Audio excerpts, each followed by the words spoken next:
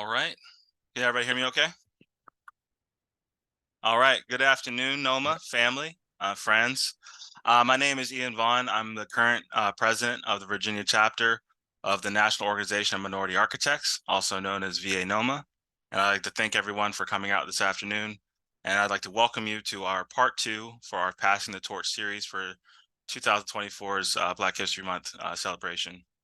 This is a collaborative effort between North Carolina NOMA and VA NOMA, and it's aimed at fostering an exchange of wisdom and expertise within the architectural community. We began this series last year to celebrate our membership during Black History Month. This unique platform provides a nurturing environment for seasoned architects to impart their invaluable knowledge to emerging professionals, ensuring a continuum of learning and growth within our field. We plan to continue this series with North Carolina NOMA, so please be on the lookout for future programs as we celebrate the diversity within our profession.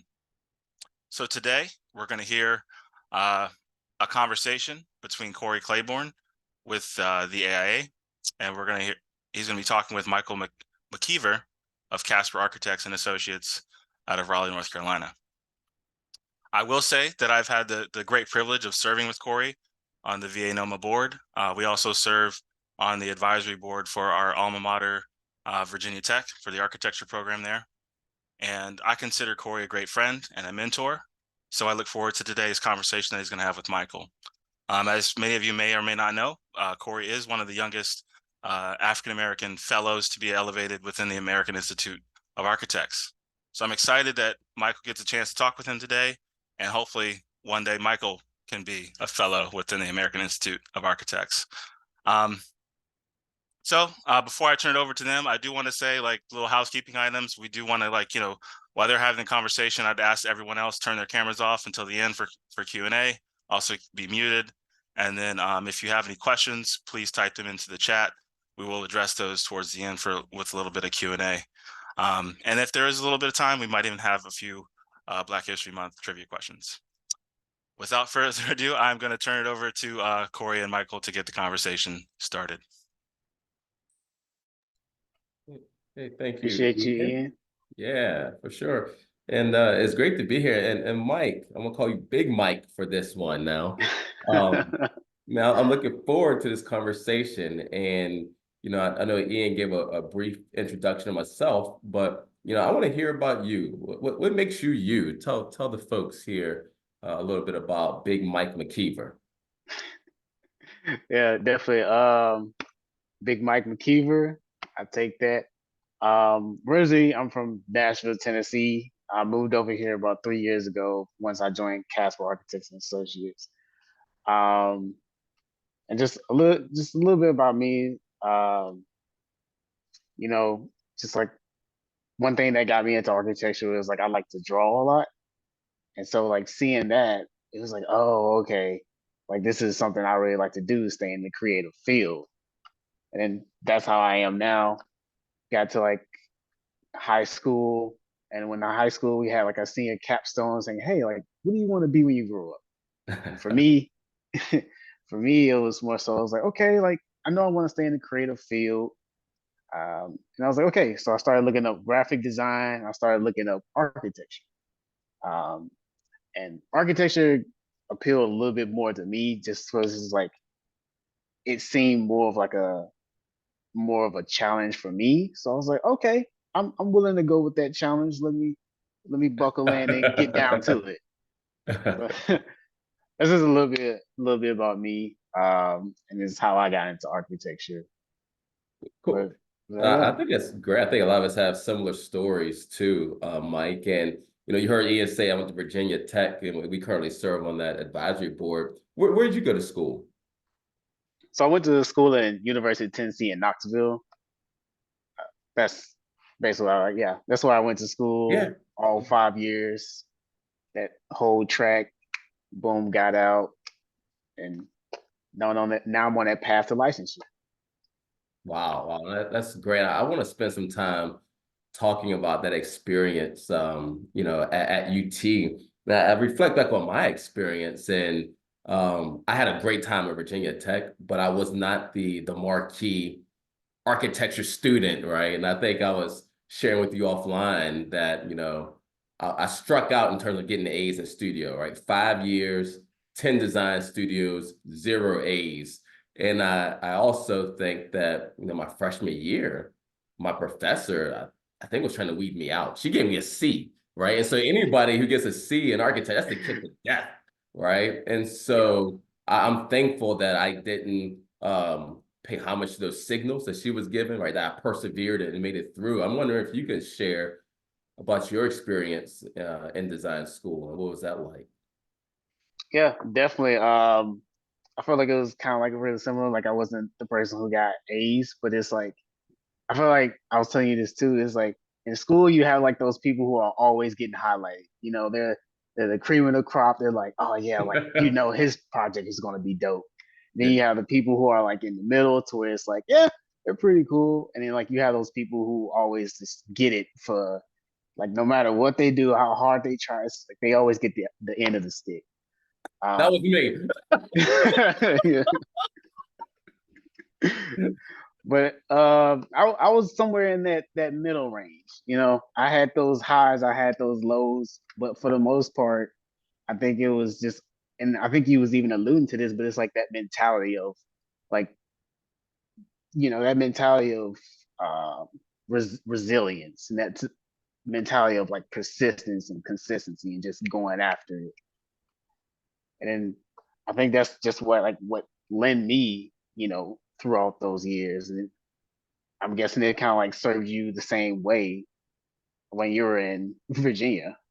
Right, right. No, I love that term resilience that you just kind of threw out there, because I think that's like a key trademark, particularly for minority architects, right, within this space where it's just not many of us, right? I think in terms of like AIA membership, for example, is like 2%.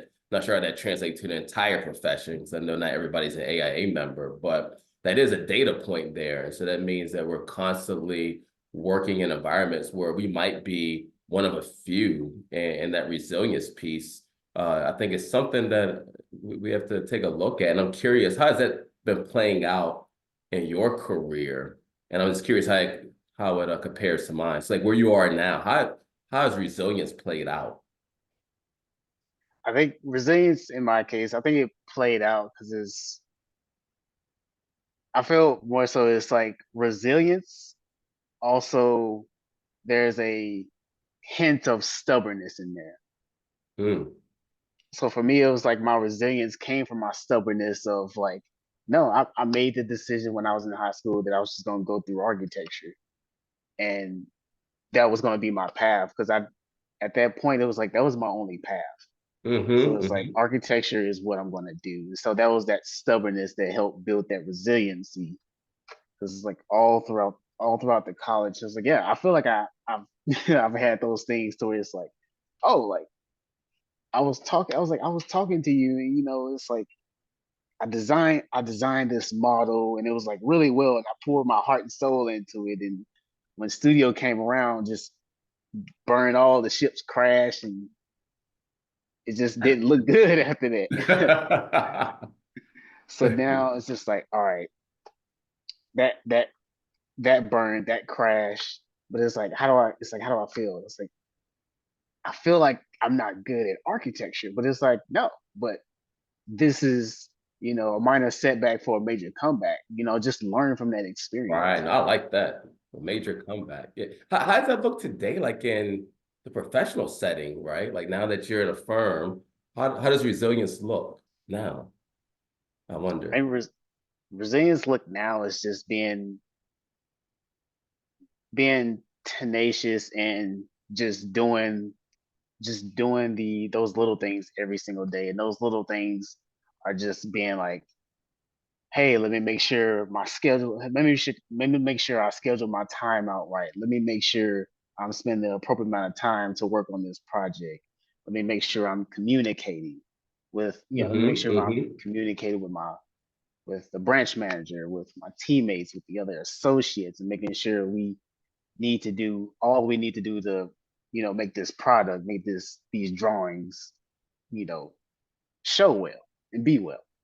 Yeah, yeah. I think what I'm hearing is like this notion of intentionality, which I certainly have a story to share about that. Like, regardless of what level you are in your firm, that intentionality does breed some resilience, right? And I think even like in my personal life, I had just started at the firm in 2004, and my mother passed away from cancer like 2 years later, right? And which was going to require some resilience to make a comeback. And I remember the president of my firm, like I'm this little guy on the totem pole, 170-person firm. I'm literally the one still sweeping floors and cleaning out the microwave. I mean, in architectural terms. I remember the president of the company, he got in his car and he drove like 3 hours one way across the state to come see me at the viewing of my mother's celebration of life, and then drove back the same day. So like 6 hours round trip for the guy that's at the bottom of the totem pole. So it's kind of started to speak to that intentionality, right? Like as we're navigating through the firm, and how that can start to play into resilience. So people need it when people are feeling down and have to make a comeback. That resilience through intentionality, I think that can be really important. And you brought up communication. I'm wondering, like, tell me a little bit about your firm. How do you have to relate to those who don't look like you? I'm curious how you have to navigate in that space on different projects, for example. Yeah, that's really good. And I think it just all comes on. It comes down to, yeah, you don't have you look to your left and right. You don't have all those people who look exactly like you. But you also have to keep in mind that these are people as well. That's one thing that you can't connect on. These are people who cry, bleed, sweat, and everything, everything that you do. The only thing they probably don't share with you is just that cultural difference. And it's learning to work on those people skills and being able to be like, I think one thing in my office too, everybody always looks at me as like the the highly positive dude, because that's just how I am. I'm always coming in like, either I'll like come in, I'm like, hey, how you doing, or I'm just coming in and just like singing a song, and it's just being, yeah. But it's just having those people skills and just being nice to people and treating people the way you want to be treated.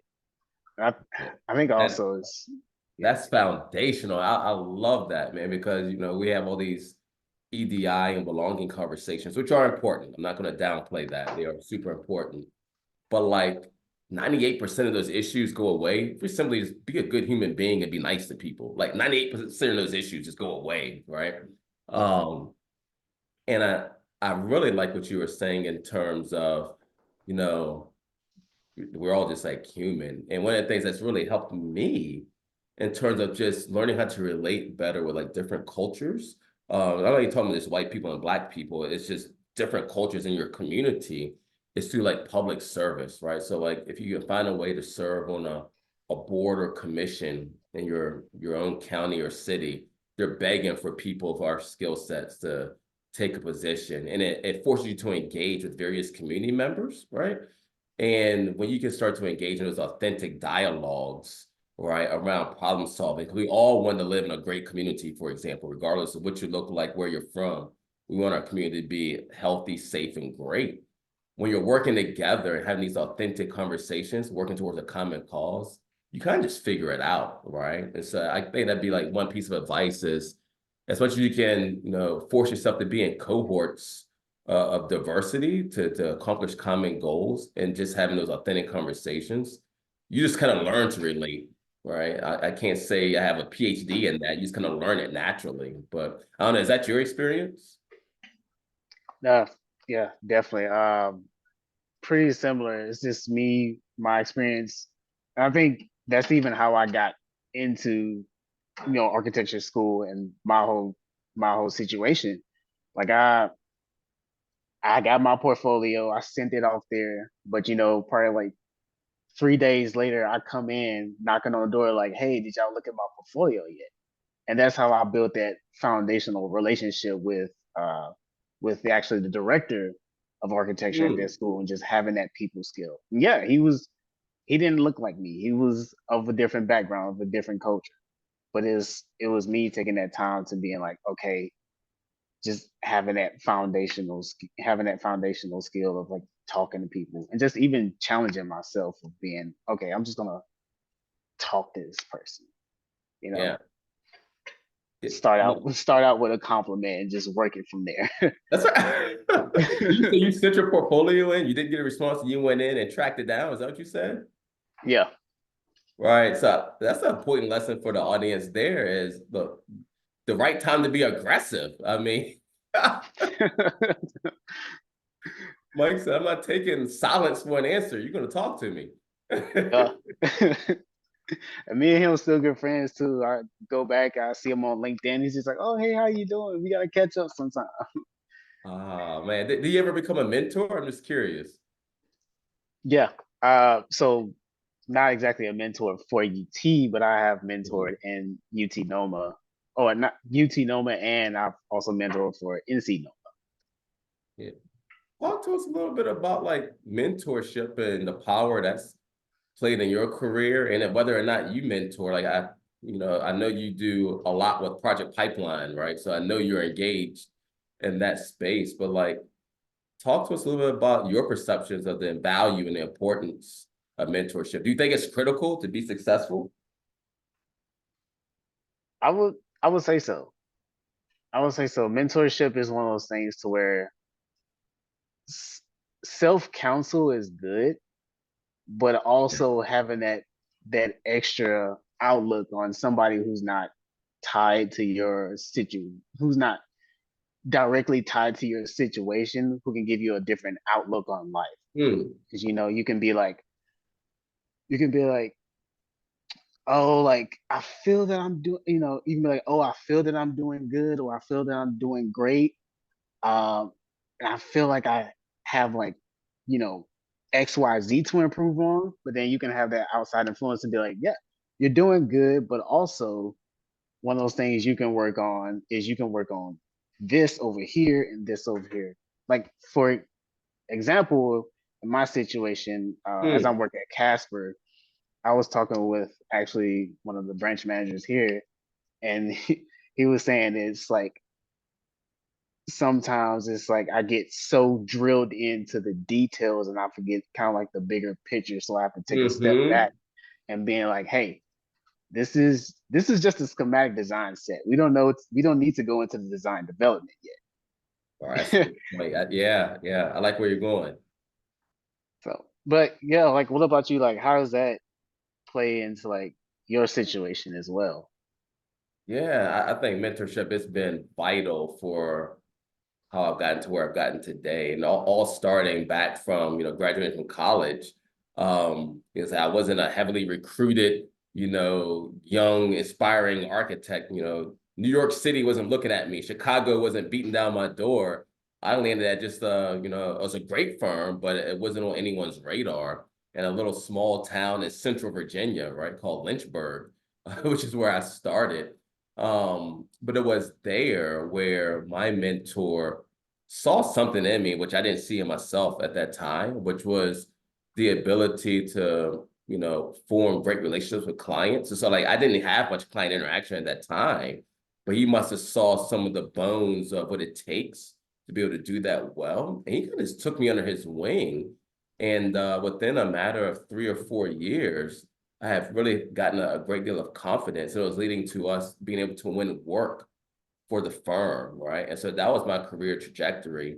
Pretty quickly was, leveraging that ability to build great relationships, and that turned into revenue for the firm. And I would say whenever you can bring in money for your firm, you will be well taken care of, right? There's no question about that.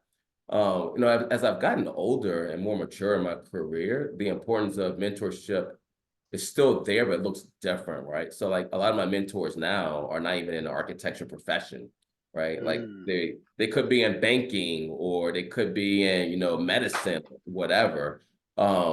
But they're just a great sounding board, right? To help me make decisions to the left or to the right. But I guess where I'm going is the ability to expand your network outside the profession. I think that will become increasingly important right? As you grow older and become more mature in your firm and things like that. Always great to have architects surrounding you as, you know, council and cabinet members, but there's also something special, right, about those who are not in the profession, but have similar journeys, right? Similar battle scars and can learn from each other. So Nice. Talk a little bit more about how like all those mindsets from like these different areas even help enhance you in architecture. Because like that's even a thing that I'm kind of like tapping into now is just like, you know, you have the professionalism, the professional mindset of architecture, but then also you have all these other different mindsets outside of architecture that both ties in that can make you a better person and even a better architect.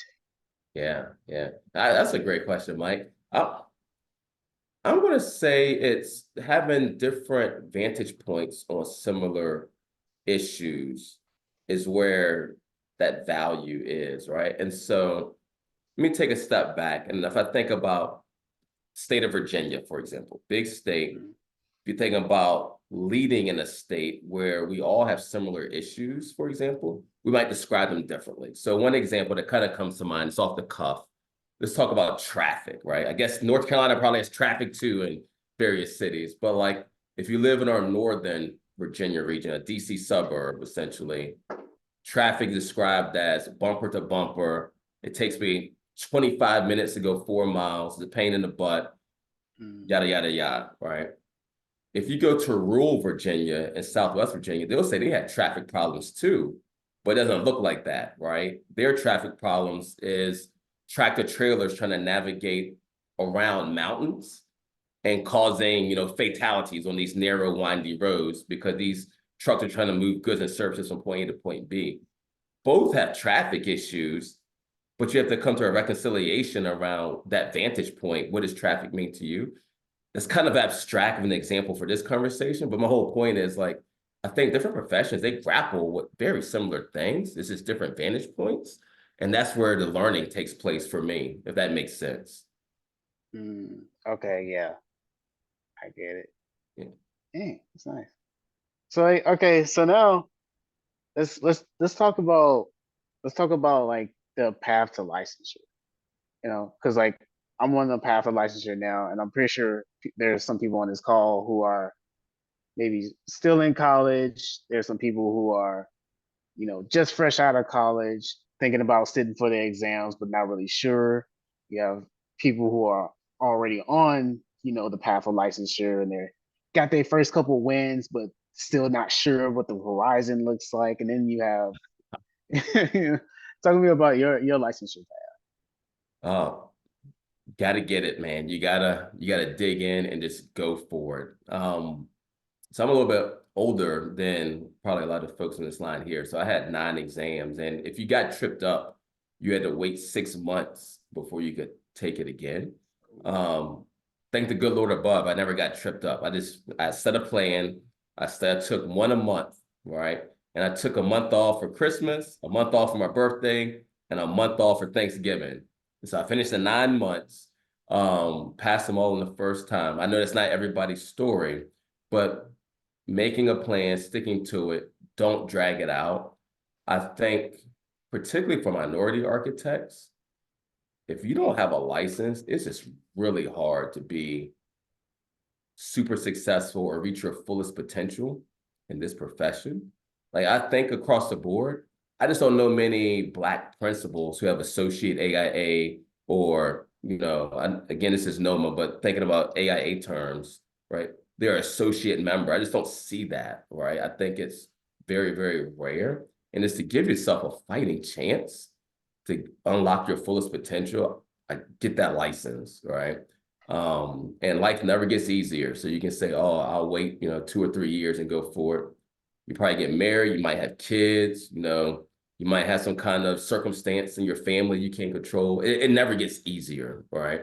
So that was my journey. I just went for it, did it in a year, and thankful that I made it. No regrets at all. And I know you're on your journey. Where are you at? Yeah. So currently right now I've passed There you go. 6 exams. You're good. A third of the way there. Yeah. I'm getting there. Two down. I have taken CE and PA, but I failed those. But again, I don't see myself. I don't see myself as a failure. You know, I just see that as like a stepping stone to get to that next level and to It's a learning refine myself. experience. Yes, That's right. it is. It's. I want to. I think it's more so the path of licensure is a mental game. You know, and I think that's how it is because it's like you pass that first exam. That's when you get that mental click of like, oh, okay, now I can start the blade. But like when you fail the exam, it's just like, oh, it goes back to where it's like, how do I get better at this? It's like it's ultimately I think it's just like a mental game. And once you win like the mental side of the AREs and the exams, I feel like that's when you get it. Cause now even now I'm studying more, getting ready to take my CE again. It's not scheduled yet, but getting ready to take it Uh-huh. again. Like I'm starting to make some mental clicks because it's like, oh no, now I'm in a different mental state. Now I'm in this like, no, yeah, like I'm gonna pass this exam, and this is that stepping stone. No, I love it, man. You keep grinding, and I guess it's your plan to finish this year, so I can come down to Carolina and celebrate. I mean, is that what you're thinking? Oh yeah, definitely. this year we're gonna get it knocked out. All right, I love hearing that, and you're closer to the process than I am, right? So I passed, it was in 2008, I want to say something like that. So, I'm over a decade old in that space. What advice do you have for someone who might be just like intimidated to take the first step? Sign up for one. I mean, like just scared. What's your advice to them? That's a good one. I would say first things first, check with your firm and see what they have offered to, emerging professionals. Like, do they reimburse you on that? Do they reimburse you on the first time you take an exam? How many times do they reimburse you? How many times can you retake an exam, Mm, before you have to start paying for yourself? Like, check out those little details. And I feel like that should give you a little bit of reinsurance. Another thing is to be like, okay, go to your firm and be like, what do you offer when it comes to study material? Like mm-hmm. for our office, we had Black Spectacle for a long time, and actually, if I remember correctly, I think four of our emerging professionals are now licensed due to having Wow. Black Spectacle. Wow. Yeah, yeah. And that was actually in the transition of how I passed my first two, and now we're transitioning into Amber Book, to where now the second wave of emerging professionals, I think, which is another batch of four of us, we're now using Amber Book. So looking at those, like what does your firm offer? And then I would say if they do offer that, you have practice exams on Black Spectacle and Amber Book. And I think that right there, you can get a little bit of like momentum going enough to build up that confidence and being like, okay, I'm gonna take my first one. That's Right. powerful, man. That's good. And I want to circle back to that term resilience. That was in like the first part of the session we're talking about. You said you got tripped up on a few exams. How did you recalibrate? How did you pick yourself back up after that setback and get back on the horse, if you will? I think it was both being surrounded by other people who are willing to help me, Mm, and then also I would say, yeah, being surrounded by other people who are willing to help me. yeah, I think yeah. that was the first step, and then me is being able to allow them to help me, because I think it's two different steps of like somebody saying like, can I help you, and it's like, oh no, I'm good, versus can I help you, and it's like, yes, you can help me, thank you for helping Yes, me. you can. It is like even going back to even going back to our cultural differences, and like Mm-hmm. being minority architects. Like sometimes it's just like you kind of wall yourself in because it's like, oh, these are people who are different than me, so they possibly can't help me in a sense. And it's like you can bounce ideas off of them. Again, they're just people. And I think that's how I've built up that resilience, is just leaning on them. And even throughout that whole process, like every single Friday, we had an ARE study. Your whole From firm did, or was it people in your firm? yeah, so like the people in our firm, we had I think it was like 7, 8 of us, and more so like every single week, 4 of us would get together and we would have like this ARE study group, and we would all just spend an hour and being like, hey, we did this practice exam on Black Spectacle. And these are some of the questions I got. You like, hey, you XYZ. I know you just got done taking this exam last week. How do you feel about these questions? Like, what was your mindset behind looking at these questions, and how do you feel that you correctly answer them or incorrectly answer them? Yeah, so it's like navigating this journey through community sounds like it was a really key part in that. Yeah. Yeah, And then even if you say like you go to a firm and they don't have that community, or they don't have those people who are in the process of taking the AREs like you still have, I think even NOMA offers like a study group, I believe. And is and there's also other groups that you can just like tap into, because I'm pretty sure you can even just get connected and being like, hey, like I know this group of people over here have like this study group for the ARE. man, that's good, Mike. Well, look, I know you're going to knock this thing out this year. You're saying all the right things, man. You got the plan in place. And like I said, life doesn't get any easier. So I'm curious, any insights for the group here on like healthy work habits, right? So like you're balancing work, projects beating on your door, deadlines screaming, ARE sitting out there. You got things in your personal life you're knocking out. Like, what are some productive work habits that you adopt? And I'd love to hear, and I'll kind of share some of mine. I'm at a different stage of my career, so it probably looks a little different, but I'm curious if you could share with the group what you do. Yeah.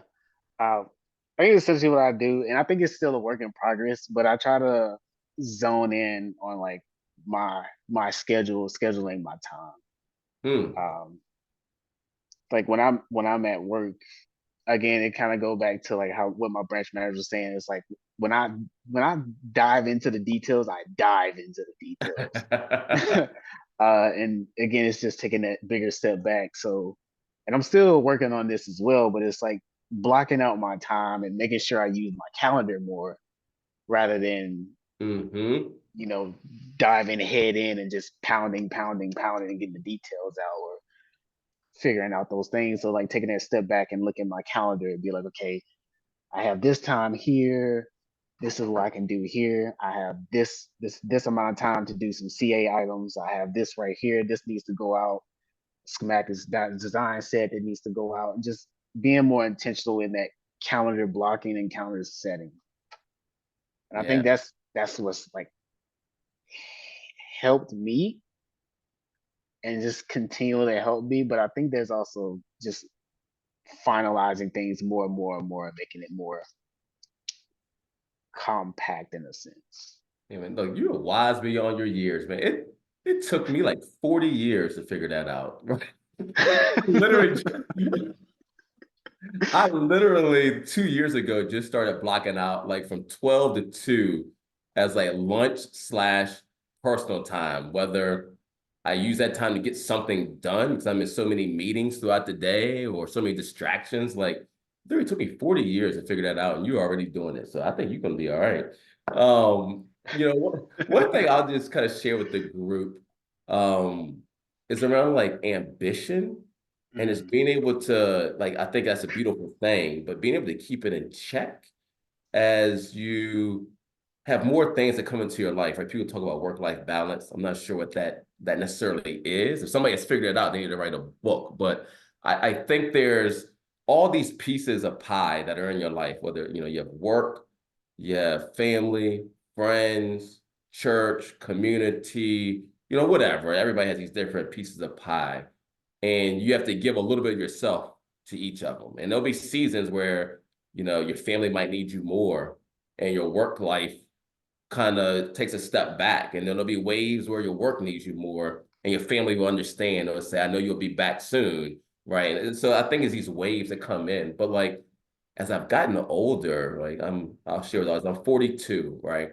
And so at this point, most of my friends are married at this point. And I've seen where for that strive for success or title or money, whatever it is that they're pursuing, I've watched like their marriage fall apart, right? Like they're now divorced, or I've watched where relationship with their kids is just like disintegrated. And so just as you look into the future, there's nothing wrong with having dreams, ambitions, and you want that, but you have to create your own definition of success, right? And it's probably it'll look different for everyone, right? But to me, to make $1 million a year and you end up divorced in a relationship with your kids, I don't want that. I can live just fine with way less than $1 million a year, right? So that's kind of my perspective in that space as I've gotten older and seeing, you know, the ramifications of that around me. So that's really good. yeah. Yes. So I guess the next thing we can do is talk about like something that was like really pivotal, significant point in like your career that brought you from, you know, being started to now like where you are now. Like how was that that whole, because I really was like want to like pick the mindset. It's like, so like how's that like that mindset has evolved from, you know, when you first started to like now. That's a good question. Gotta think about that one for a second. My mindset. Um, the confidence has come from those who I surround myself with. Like I've always tried to have a great cabinet of friends, mentors, professionals. Like I'm a firm believer in iron sharpens iron, right? So you surround yourself with great people, like you have to become sharper. I think a pivotal point for me was when I understood the power around like servant leadership, which is what I try to practice like in all of my positions, right?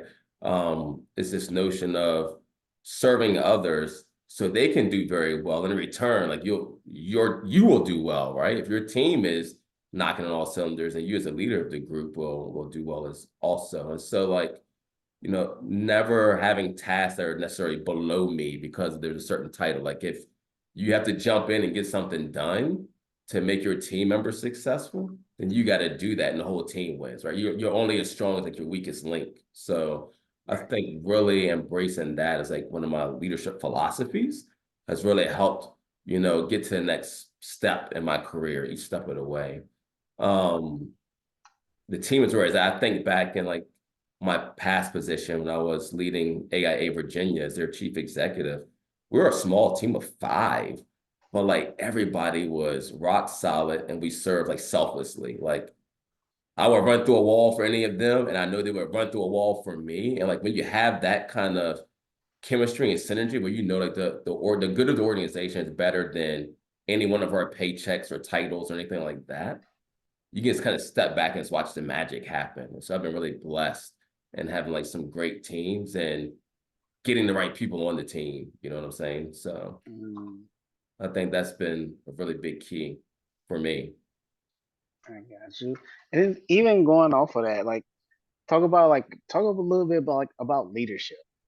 Because I think that's an important thing is just like tapping into like that mindset of leadership. It's like leadership could be a lot of different things, but it's like how did you navigate into that role of like leadership?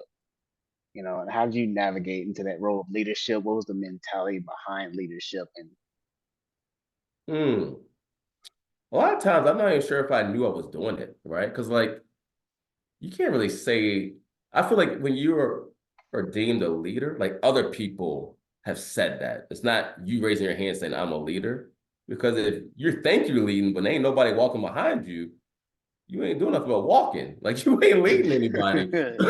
And so in a sense, I think others have to say, they have to look to you for that. And for me, I think it just kind of happened through just like working, right? I think of like different boards and commissions. I see some names on here that I recognize. I was serving on a planning commission, for example. And, the first year, and I'm just doing the best I can, right? Like I come to the meetings prepared, offer insights based off of what I think are fair and reasonable, determinations. And your peers kind of notice that. So the next year, I'm voted in as vice chair. Like I didn't raise my hand and say I wanted to be the vice chairman of that. And I just kind of think of all these different moments where you show up, you try to be fair and just in your decisions. You're not gonna make everyone happy, but I'm trying to make decisions for the greater good and try to be authentic. And people see that, then they'll kind of push you forward, right? It's not so much me raising my hand saying I want to do it. It's them pushing me and saying, "Oh, we want you to do that, and we got your back." I feel like that's been like my career, right? In terms of whether I worked at the firm or at AIA Virginia or here at the headquarters at the AIA. Most of the time, it's just leading by like trying to be authentic, trying to be inclusive, making good decisions that you think are fair and just, and the people just kind of respect that, right? And they want to, be around you, be a part of what you're doing. I got you. It's Does that good. answer your question? Yeah. So it kind of tapping back into like the different aspects. Like what was your biggest, what do you feel was like your biggest setback in your whole career, and how did you feel like you overcame that? Already being a minority architect and already being in the architecture field, like what was like one of the biggest setbacks? Mm. You hit me with some good ones now, Big Mike. This wasn't on the script. This wasn't on the Gotta say the script. best for I got to last. dig deep on this one. Look, both when I think of setbacks in my career, none of them were based off of whether or not I was a minority. So I think I count that as a blessing. Like that's not my story. And honestly, my mentors in the firm, they were white men. I mean, the firm was predominantly white. I mean, small town, Central Virginia, not a heavy population of minorities. Particularly in architecture there. But I would say one time the firm had caught a case, is what I would say, right? So the client in this case was filing a claim and having to navigate that to prevent it from going to litigation, having to do that twice, right? And it's not so much a setback in that I did something wrong. It was a reality check where that was the first time in my life where I wanted to like kind of step away, right? Usually I walk into a bunch of situations with confidence that, hey, we'll navigate this. But it was just so much like annoyance, so much hostility, right? Because I still had to work with the people putting the claim forward. Like they didn't just go away. We still had a project to finish.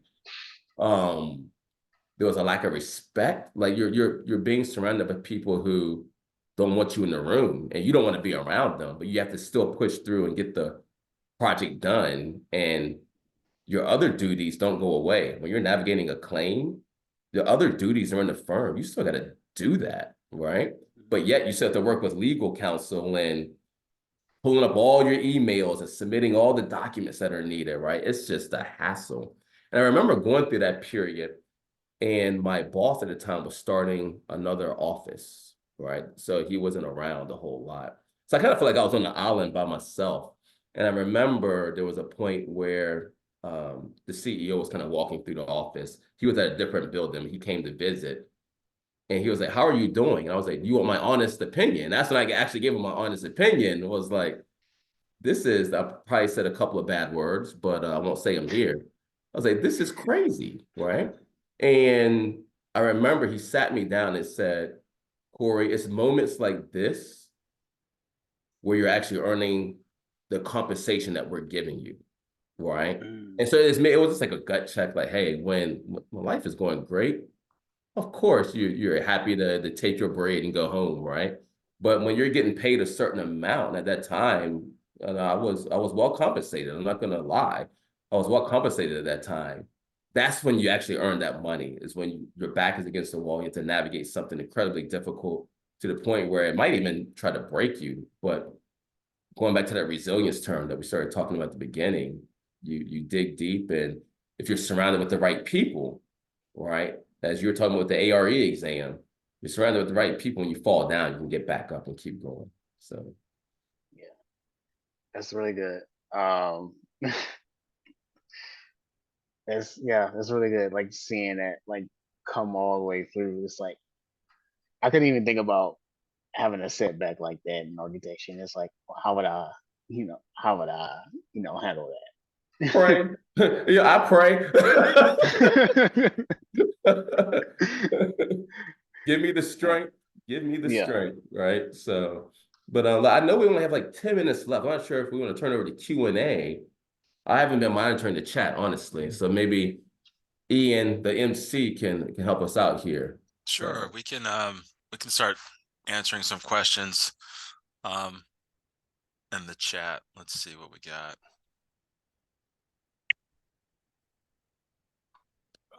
Willie, you have quite a few questions. Is there anyone particular you want to answer, or you want to answer all three of them?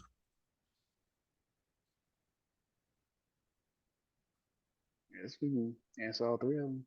Okay, well, we'll start with the first one. If you were to put percentages on the obstacles you faced in school, what were the obstacles, and how would you rank them in impact on you? Obstacles as in like adversaries, I would think. In school,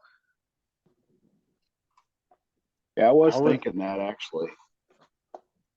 Either adversaries or situations or, basically anything that presented an obstacle to you kind of moving forward.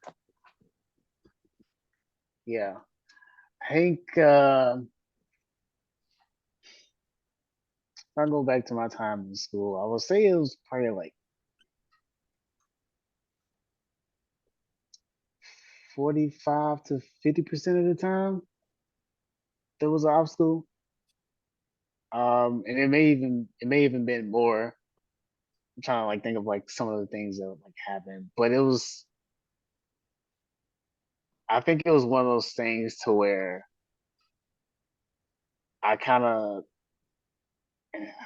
I think it's hard. I think it's sometimes hard to do, but it's kind of like just focused on, focused on my vision of like focused on where I wanted to be at in life, and that kind of like blocked out all the distractions and the adversaries. Because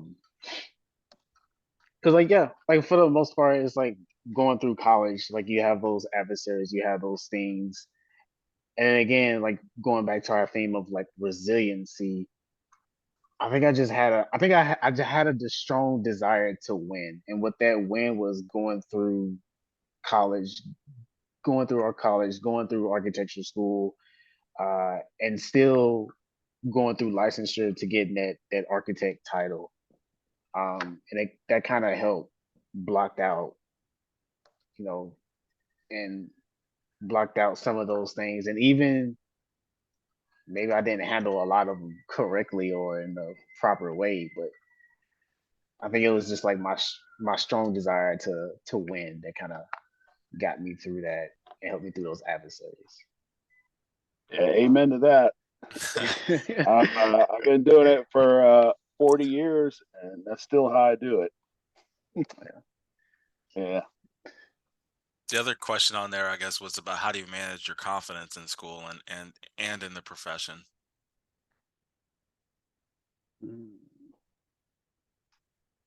Corey, you want to take this one? Sure, I'll give it a shot. Look, you're gonna make mistakes, right? And that's not to me, I don't think that's a reason to lose confidence, right? It's a learning experience. And there's a difference in being confident and arrogant as well, right? And so I'm gonna say confident is what I'm speaking on, not so much arrogance. But just knowing that there's a whole army of people in your firm that have your back, right? I think that's one way.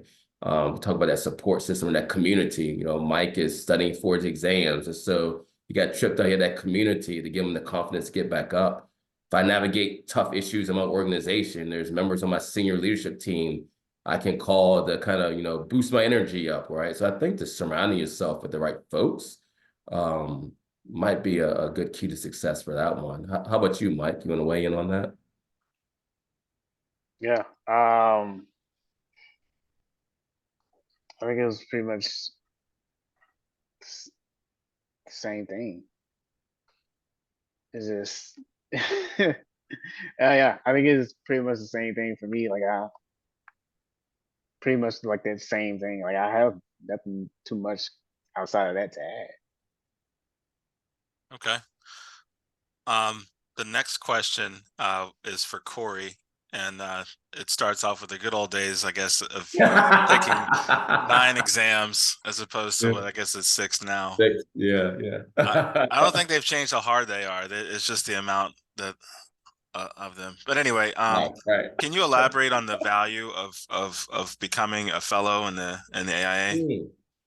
Yeah, and I love that question because it wasn't a goal of mine, and I probably wasn't going to do it. My mentor jacked me up against the wall and pretty much said, "You're going to do it," and no is not an option, right? And so, and she was dead serious, and so I wasn't going to play around with that. So I ended up putting in for it, and the reason why she made me do it, it had nothing to do with me as much as it had for the next generation to have something to look up to, right? And so there's less than 200, well, I want to say it might be even less than 150 Black College of Fellows members. And so that within itself, you think about all the architects around the globe who are part of AIA, and you have less than 200, likely less than 150 of African Americans that are in that college there. And to me, that was what resonated. It was for my daughters, right? In the event they wanted to become an architect, I'm not going to push them to do that, but if they wanted to, right?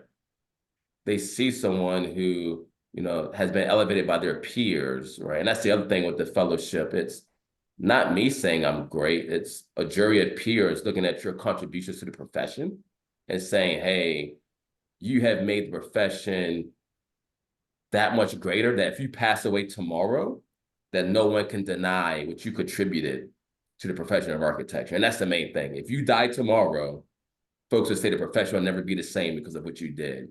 And that was, you know, that was the reason. My mentor made me do it. And the second part there. So. Okay. Yeah.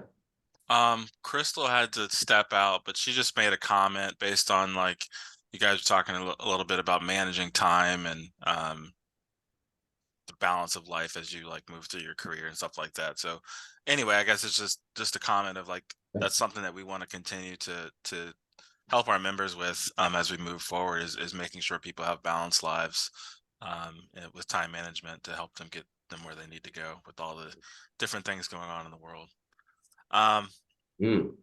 Question from Phil is can one of you tell us about an ethical issue that you might have faced in your architectural career? I can share a little, or Mike, do you want to take it, or you let me know? I'm still rolling through. I'm trying to think of. I mean, that's a great question, Big Phil. I can share of an experience that it didn't happen to me, but my position on a state licensing board led me to make a decision that would impact someone else in this space. And so I'll share that for relevance. But gosh, it was probably about 10 years ago, close to 10 years ago, I was serving the state licensing board for Virginia, which is a position appointed by the governor to oversee the licensure process, if you will, for the design professions. And there was a very controversial case, if you will, because this is the board that will take away your license and then give your license, and they impose fines on you. There was a person out in the West, maybe in California or something like that. Long story short, he was currently in the penitentiary, and he was in the pen for child pornography. And he was about to get out, and he wanted to get a license in Virginia to practice, right? And so that will come before the board, particularly because regulations say that if you have a license to practice, you should be of good moral character. I think that's how it was written, good moral character, which is open to interpretation, right? Everybody's morals perhaps are a little bit different. But not to drag the story out, we had a long debates, right? Because this could be an emotional issue, right? Around child pornography. And, you know, it's easy to say, no, you should not get a license, yada, yada, yada. But I was a swing vote. I originally voted no, and it was a tie. You can't really have a tie. So we went back, more debate. I ended up changing my mind to a yes. And that was the vote that swung it to if you want to get a license, you could. And the reason why I did that is because I believe in second chances. You know, I can't say one sin is worse or better than the other, but the documentation that came before me has shared that, you know, he had been fully rehabbed, right? Psychologists, psychiatrists, all this health professionals say he's been fully rehabbed. I was like, well, if you didn't pay the price by serving your time in the pen and doing rehabilitation, then what's the purpose of going there, right? And so for me, I felt convicted in my heart that I should allow that person, if they want to open up their own practice, because it'll be hard for them to get a job in a firm with that on your record. But if they wanted to open up their own practice and try to take a stab at life again as a design professional, then I felt like it was my duty to say, you know, here's a second chance. And God forbid if I ever make a mistake, nothing like that, but like if I make a mistake and I'm faced with something like that, I hope after I do the rehabilitation process that someone would give me a second chance. You think, look at the Speaker of the House right now, Don Scott, you know, Speaker Don Scott. He served a federal prison sentence, and he's now the Speaker of the House. He was pardoned by Governor Bob McDonnell, but the governor never gave him a second chance to restore his rights. He'd never be there right now in Richmond, Virginia, in the House of Delegates as Speaker. That would never happen if he wasn't given a second chance.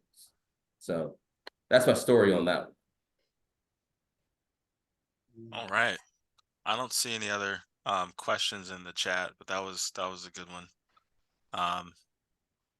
What's that message say?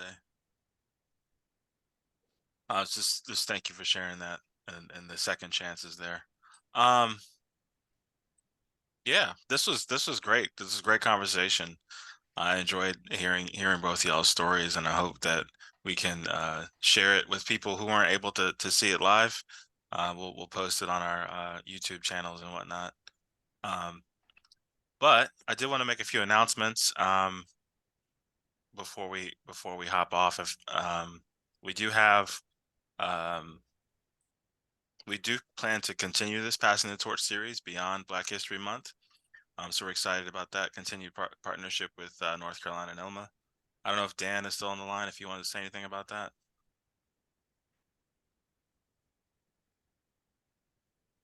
I am. Thanks, Ian. And really great talk, Michael and Corey. I was jotting down notes for some talking points to definitely share with our membership base. So, you know, we certainly have a couple more talks coming up. We have International Practitioners is one of the virtual talks that we have, is just in terms of international designers coming into the US market and sort of that journey. And getting acclimated to the practices within the U.S. and sort of getting established here. And then we're working on a couple other kind of in-person networking events as well. But definitely stay tuned. We'll be sharing on social media as well as in partnership with NOMA, and we hope to continue this collaboration. And we definitely think it's effective for both of our chapters and providing a really great resource for everybody. Thanks, Dan. The other thing I wanted to mention, Phil with NOMA is doing these trivia nights. I don't know, when's the next one scheduled, Phil?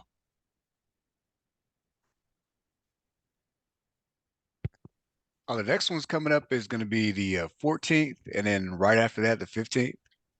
So the Okay. 14th at Lighting Environments, and then the 15th at 3 North. Awesome, awesome. And this is just kind of like, you guys see this the screen? Yep. Yeah, so we set this up, and the idea was that we would share trivia nights with different student chapters and also different NOMA members across the state, and try to have some fun events and share Black history and share just architecture history in general, just any fun topics. So this was actually created recently. If anybody has time, I wanted to share a few questions. If you're paying attention in today's talk, I think you'll get this one correct.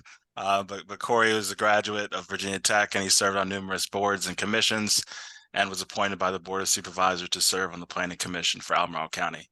Corey also serves as the Senior Vice President on Knowledge and Practice for What Answer. I think we all know that one is AIA there. But the thought is that we would share fun facts on Black history with this trivia series, and we hope to continue to do that throughout the year.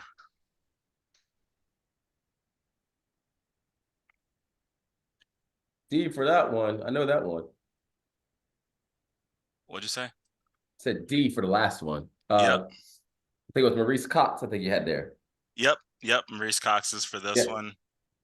And then Ken Martin, who served as the president of National NOMA. He was also our founding president for VA NOMA and North Carolina NOMA. He was what city did he serve as town councilman? The answer there is Holy Springs. And then this one is a good one. Anybody want to take a stab at this one? The Charlotte? Charlotte. Yep. Yeah. And then last but not least for today, Kimberly Dowdell, she's our 100th president of AIA, and she's the first Black female to serve in this role. Prior to this role, she served as president of NOMA, and she is the co-founder of the Social Economic Environmental Design Network. The slogan for her presidency is More in 24, more money, more members, and more mission. One of the initiatives to meet the goals of the slogan is her idea of every mayor in every city of the United States to hire a what? Any guesses? I will lose my job if I didn't get this, so I'm going on mute. Well, the correct answer is chief architect. But anyway, we hope to do these in the future. I did want to just thank everybody for coming out today and hearing Corey and Michael's story. Thoroughly enjoyed it, guys. Thank you all for the hospitality. And Big Mike, I'm coming to Carolina to celebrate. You just give me a call. Oh yeah, Right, and Mike, if you get your license this year, you can come to Baltimore for the NOMA conference. They have a pinning ceremony. So. Okay, that's even more pressure. reason why to get licensed. You got it, man. You got it. Yeah, thank you for having me, y'all. All right, take care. Have a good one. Take care, guys.